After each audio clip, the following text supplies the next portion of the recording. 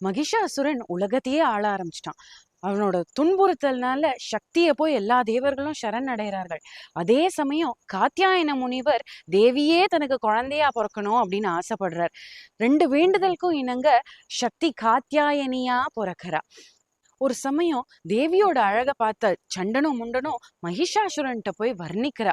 அவர் உடனே துந்துபி அனுப்புறார். துந்துபி நேர தேவியிடம் வந்து நீங்க அவரை கல்யாணம் பண்ணிக்கணும், அவர் உலக ராஜா அப்படின்லாம் சொல்ல, தேவி எங்களோட சம்பிரதாயத்துல என்னோட யார் நேருக்கு நேர் போரிட்டு என்னை வீழ்த்துறாலோ அவளை தானே நான் கல்யாணம் பண்ணிக்க முடியும்னு சொல்ல, மகேஷன் உடனே எல்லாத்துக்கும் போருக்கு தயாராகி வரான். தேவி எல்லா சோல்ஜர்ஸையும் தோற்கடிக்கிறா.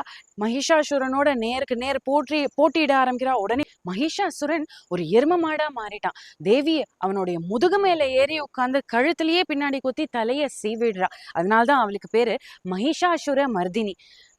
देवी सरस्वती दुर्गा लक्ष्मी महिषासुर संहारिणी माता. நவராத்திரியின் 6ஆம் நாள் காத்தியாயனி ஒரு கையில தாமரை, மறு கையில கத்தி, இன்னொரு கையால நம்ம எல்லாருக்கும் ஆசீர்வாதம் பண்ணி நம்மள எல்லாரையும் தீயவர்கள் கிட்ட இருந்து காப்பாற்றி கொண்டிருக்கிறான்.